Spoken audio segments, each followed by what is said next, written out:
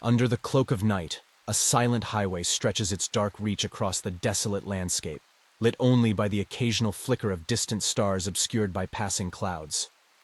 It is on this forgotten stretch of road that two fates are destined to intertwine in a dance of deceit and darkness. Henry maneuvers his car with the ease of one accustomed to the night's embrace, his eyes reflecting a mind sharpened by the countless miles and faces that have come and gone in the rear-view mirror. To any onlooker, he would appear as nothing more than a weary traveler, making his way through the night. Yet, beneath this facade lies a man whose intelligence is matched only by the meticulousness with which he plans each move in his sinister game. For Henry, the night is not a blanket of comfort, but a cloak under which he hunts. On the roadside ahead, a figure emerges from the shadows, a solitary sentinel waiting in the vast emptiness. This is Ronny, whose presence on this deserted highway is no mere happenstance. Dressed in nondescript clothing, he stands confidently, thumb extended, his gaze fixed on the approaching headlights. There's an air of assurance about him that belies the precariousness of his situation. Ronny, like Henry, is no ordinary individual. His intelligence serves as both his weapon and shield, having guided him through myriad encounters, each leaving him more adept at navigating the fine line between predator and prey. As Henry's car slows to a halt beside Ronny, an unspoken challenge is issued in the exchange of glances that follow. The interior light of the vehicle casts shadows across their faces, highlighting the calculating calmness in Henry's eyes and the discerning scrutiny in Ronny's. This momentary assessment is all they afford themselves, an acknowledgement of the game afoot. Need a ride? Henry's voice is casual, inviting, yet there's an underlying note of intrigue as he studies the man before him. It's a voice that has beckoned many, always with the same veneer of harmless curiosity. Ronny's response is equally measured, his tone imbued with a warmth that masks the cold precision of his thoughts. "That would be great. Thanks," he replies, stepping into the car and closing the door behind him, sealing their fates together within the confines of the moving vehicle. As they drive, the conversation meanders through the mundane towards the subtly probing, each man playing his part in a dialogue that is as much about reconnaissance as it is about companionship. To an unseen observer, they might seem like any two individuals sharing a journey. Yet beneath the surface, a complex battle of wits unfolds, with each man keenly aware that the night could hold more than just the passing of miles. The hum of the engine merges with the silence of the night as I guide my car down the desolate highway. Each stretch of road is like a blank canvas for a painter like me. Yet tonight's canvas promises something extraordinary. As Ronny settles into the passenger seat, I can't help but feel the stirring of a familiar excitement, a prelude to the hunt. But this hunt feels different. Ronny isn't like the others. There's a certain air about him, a sense of awareness that sets him apart. I've always considered myself a connoisseur of human nature, able to read and manipulate it as easily as a maestro conducts an orchestra. Yet, as I steal glances at Ronny, I find myself intrigued and, dare I say, challenged. It's a refreshing change from the usual predictability of my endeavors. "Our paths crossing tonight must be fate," I begin, testing the waters with a mix of truth and fabrication. Not many people brave this road at night. Ronny turns to me, a half smile playing on his lips. Maybe it's fate, or maybe it's just reckless curiosity. Either way, I find the night has its own way of revealing truths about people. His words linger in the air, a veiled dance of meaning that piques my curiosity further. Is he merely philosophizing, or is there a deeper insight behind his words? I decide to probe deeper, weaving a narrative designed to elicit vulnerability. The night does have its secrets. I've always found it to be a time of reflection, a moment to confront one's own shadows. Ronny nods, his gaze fixed on the passing darkness outside. Shadows can be revealing. They show us not as we pretend to be, but as we truly are. The conversation shifts seamlessly from surface-level pleasantries to discussions laced with innuendo and double meanings. With each exchange, I'm attempting to peel back the layers of this intriguing individual. Yet Ronny is adept, giving away nothing while seeming to engage fully. As we delve into tales of our pasts, carefully curated on my part, I sense a chess match unfolding between us. Ronny shares stories of his travels, each marked by a survivalist's cunning and an adventurer's thrill-seeking. His tales, while fascinating, are guarded, leaving me to wonder about the man behind the anecdotes.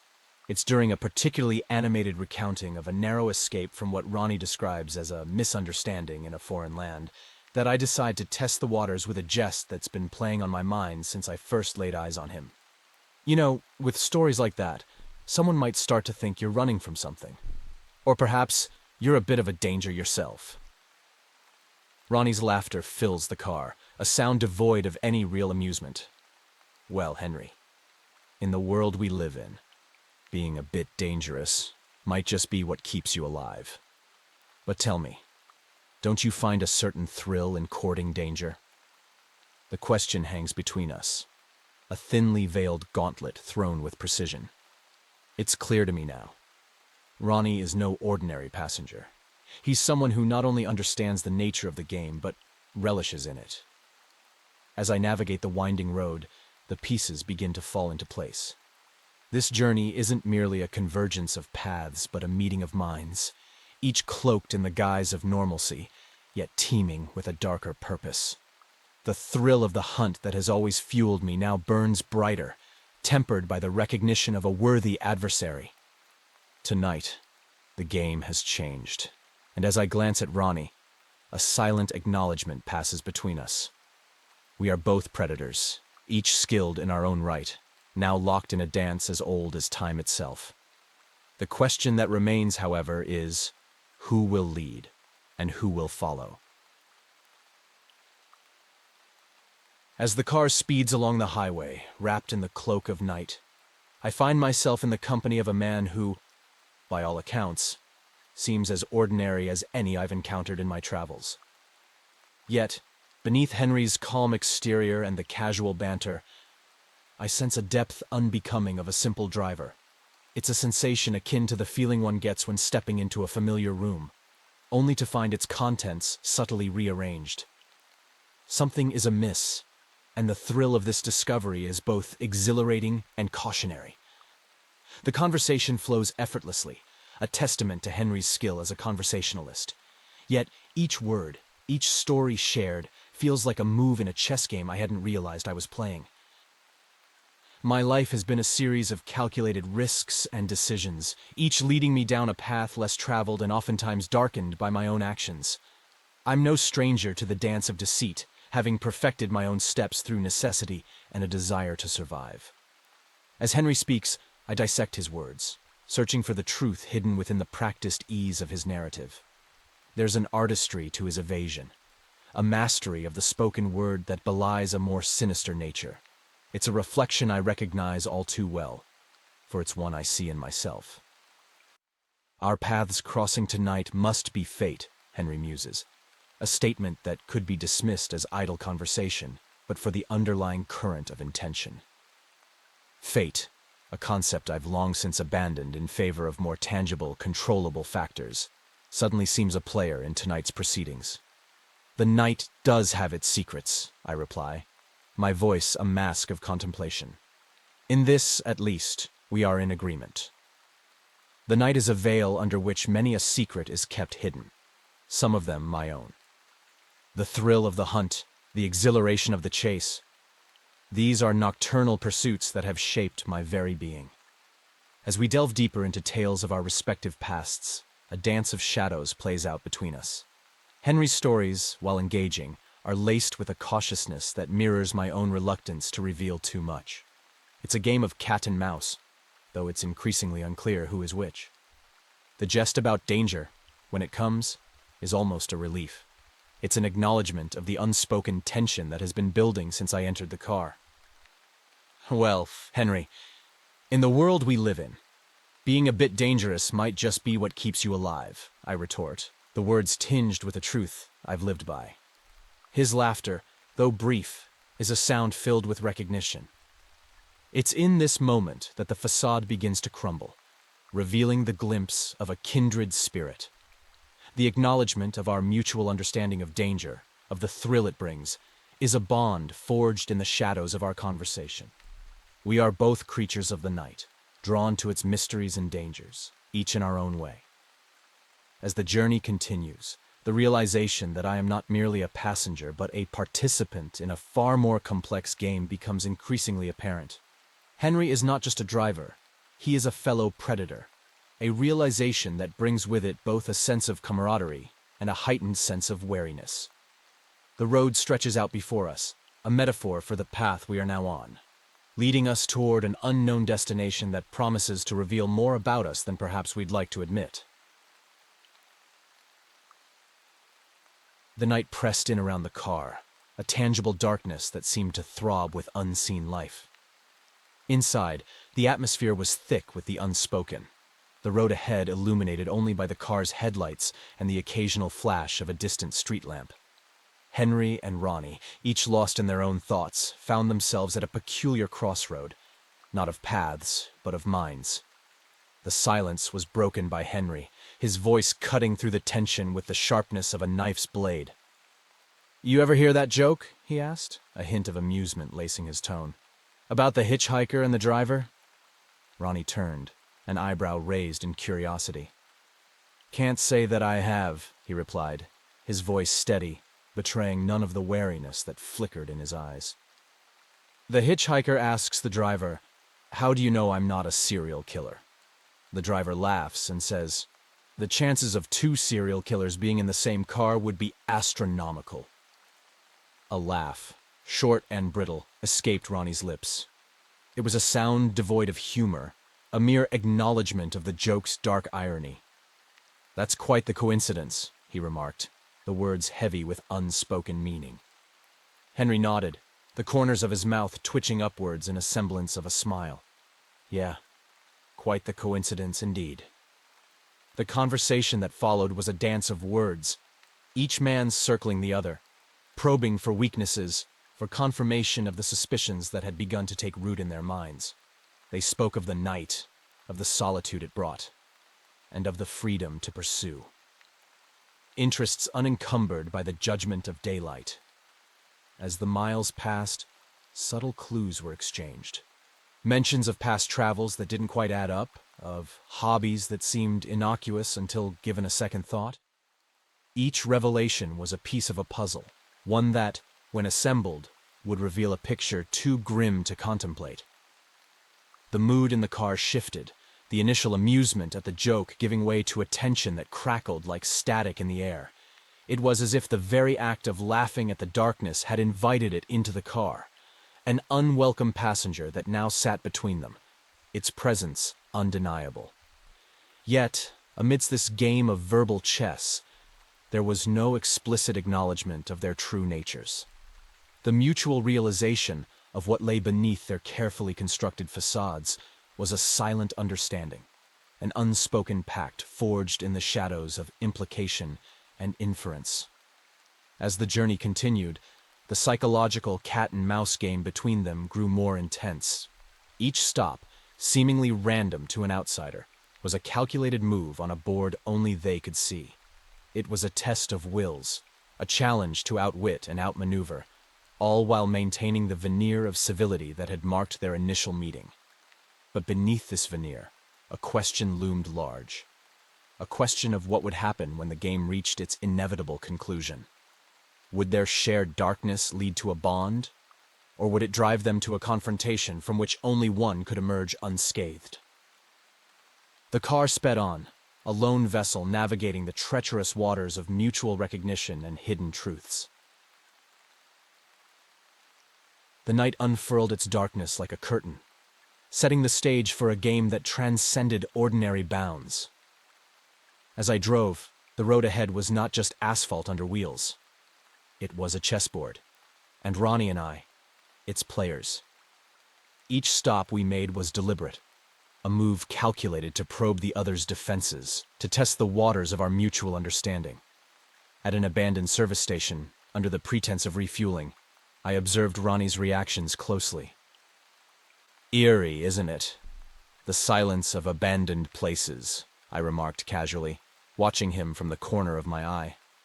Ronny's gaze swept the area, a predator assessing unfamiliar terrain. "There's a certain beauty to it," he replied, his voice calm, betraying no hint of unease. "The quiet speaks volumes, if you're willing to listen." The subtext was clear. We were both attuned to the silent symphony of the night, to the whispers of potential that lurked in shadowed corners. I nodded, a tacit acknowledgement of the shared insight, and led us back to the car. The game was afoot, and the rules were being written with each step we took. Henry's choice of stops was a carefully choreographed dance, each location imbued with an underlying threat, a challenge to my senses.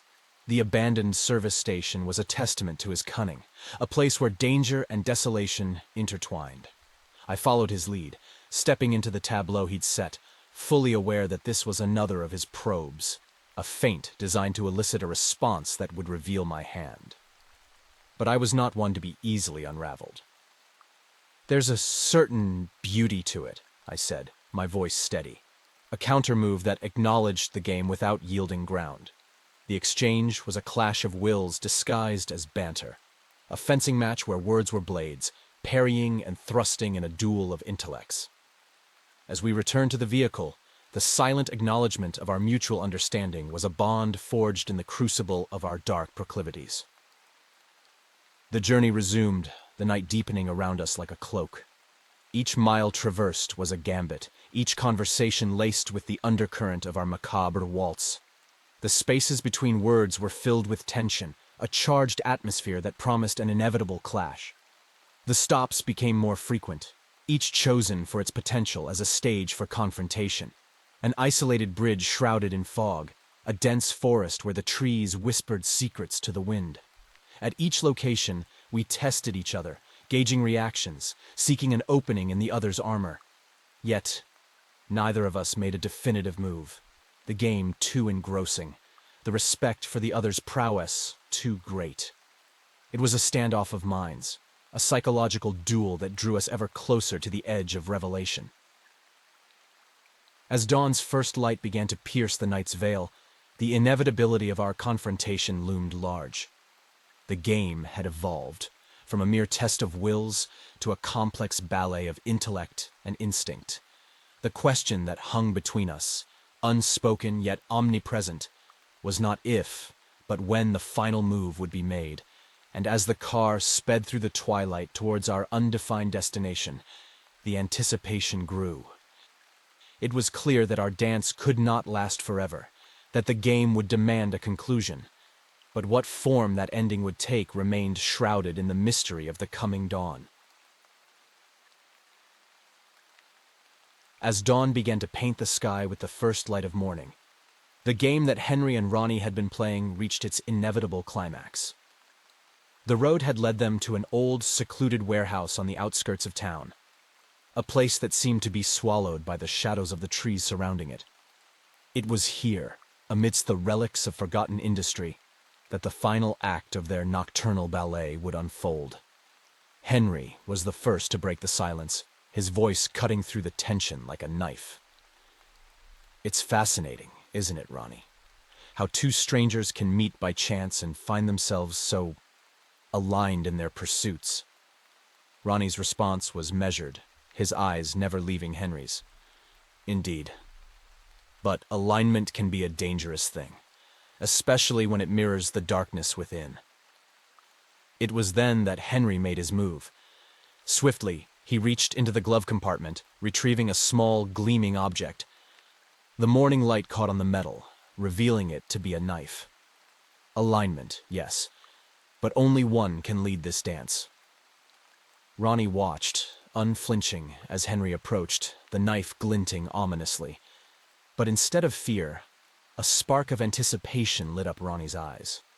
With a sudden movement, he revealed his own weapon, a compact firearm aimed directly at Henry. The air between them crackled with electricity, each man poised and ready, a standoff not just of weapons, but of wills. They stood there, a tableau of tension, each waiting for the other to make the next move. It seems we've reached an impasse, Ronny remarked, his voice steady despite the adrenaline coursing through his veins. Henry laughed, a sound that held no humor, only a deep, resonating acknowledgement of their situation. An impasse indeed, but I find myself unwilling to end this partnership, not when there's so much potential. The standoff continued for what seemed like an eternity, neither willing to concede, each recognizing the other's lethal capabilities. It was in this moment of mutual recognition that the true nature of their encounter was laid bare. They were not just predators in the night. They were reflections of each other, two sides of the same coin. Slowly, almost reluctantly, Henry lowered his knife, his gaze never leaving Ronny's. "What do you propose, then?" he asked, the question hanging in the air between them. Ronny lowered his firearm, a slow smile spreading across his face. "A partnership. One born of mutual respect and understanding. Together, we could be unstoppable." The morning light filtered through the grimy windows of the warehouse, casting long shadows on the concrete floor. Henry stood there, the weight of Ronny's proposal heavy in the air between them. The knife, now seemingly insignificant in his hand, was pocketed as he contemplated the path that lay before them. The notion of partnership, of alliance, was foreign to Henry. Solitude had always been his sanctuary, his operations a symphony he composed and conducted alone. The presence of another, especially one as adept and dangerous as Ronny, introduced a variable he had never considered. Henry's mind raced, analyzing every angle and potential outcome of this proposed alliance. The risks were undeniable.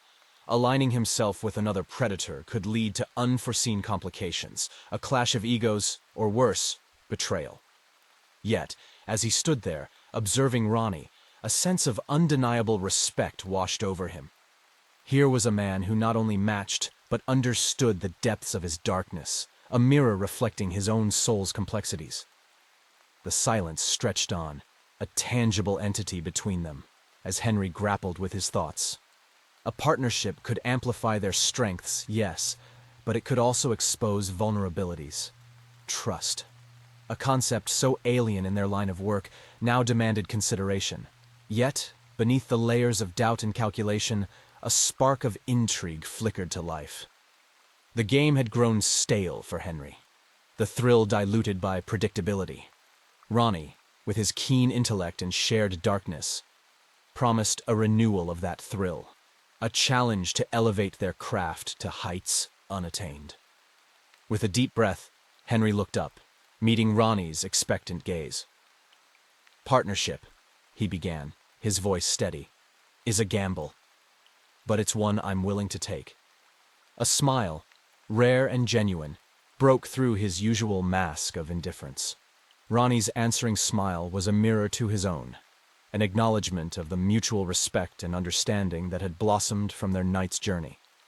The decision was made, not out of necessity, but from a recognition of the potential that lay in unity. As they stepped out of the warehouse, the world outside seemed transformed. The dawn of a new day marked the beginning of their partnership, an alliance born from darkness, yet striving towards an ambition that transcended their individual pursuits. Henry, once a solitary hunter, now walked beside Ronny, his equal in every respect. The road ahead was fraught with danger and uncertainty, but it was a path they chose to walk together. The night would always be their domain, a realm where they wielded control with precision and artistry. But now, they faced it not as lone predators, but as allies, bound by a dark camaraderie and a shared vision of what they could become. As Henry and Ronny disappeared into the morning mist, the world unknowingly braced itself for the impact of their union. For in the shadows of society, a new force had arisen, one that would leave an indelible mark on the fabric of the night.